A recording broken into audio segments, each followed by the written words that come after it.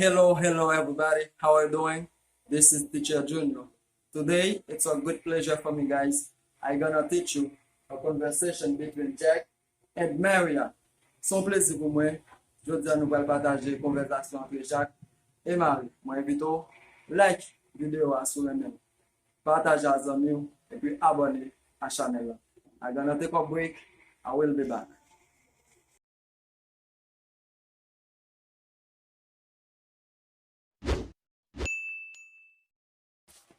I come back. Like I told you guys today, we're gonna see a conversation between Jack and Maria. J'aime te dire, nous, aujourd'hui, nous allons conversation entre Jack et Marie. Merci à vous-même qui abonnez à la chaîne là. Ou-même qui ne pouvez pas abonner, moi, plutôt. Abonnez à la chaîne là. S'il vous plaît. Vous ne pouvez pas perdre ça et vous ne pouvez pas payer un goût pour ça. Abonnez. We're gonna start. Conversation part 2. Okay, Jack and Maria. Hello, Maria. Hello, Maria. Okay, Jack. Jack dit, hello, Maria. Maria. Hi, Jack. Hi, Jack. Hello, Maria. Hi, Jack. Okay, Jack salue Marie et Marie répond. Jack, how are you? How are you? I'm great. Thank you, and you. Okay, Jack dit, how are you? Et Marie répond, I'm great. Thank you, and you. Jack, I'm fine. Okay, Jack répond, I'm fine. Maria, I'm very happy to hear that.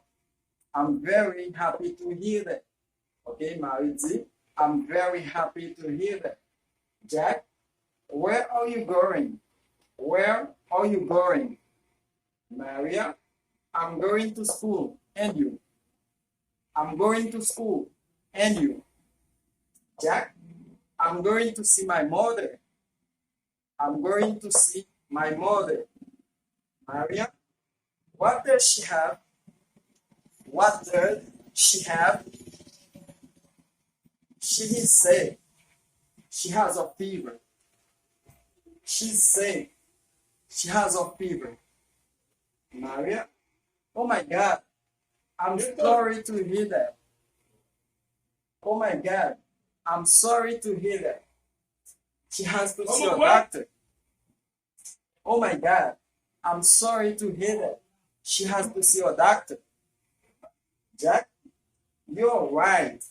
I'm going to take her to the hospital. Jack, you're right. I'm going to take her to the hospital. Maria, don't forget to greet her for me. Don't forget to greet her for me. Jack, I will do that. Jack, I will do that. Maria, have a great day, my friend. Have a great day, my friend. Jack, thank you. Have a good day too. Thank you. Have a good day too. See you soon. Okay, Marity? See you soon. Okay, what does that mean, guys? Qui ça veut dire? Ok, nous est Marie, nous est Jack first, nous est Jack en premier, qui salue Marie. Ok, hello Maria, salut Marie, et Marie répond, hi Jack, salut Jack. Jack, how are you? Ok, comment est? Et Marie répond, I'm great. Thank you, and you? Muy bien, merci, et vous-même? Jack répond, I'm fine. Et Jack dit, muy bien. Maria dit, I'm very happy to hear that. Okay? Maria dit, I'm very happy to hear that. Okay? Moi très content d'entendre ça. Okay? Moi très content d'entendre ça. I'm very happy to hear that. Okay, Jack dit, where are you going? Okay, Jack dit, Marie, where are you going? Maria répond, I'm going to school. And you? Okay? Moi vais à l'école. Et vous-même? Jack répond, I'm going to see my mother. I'm going to see my mother. Jack dit, moi vais aller maman.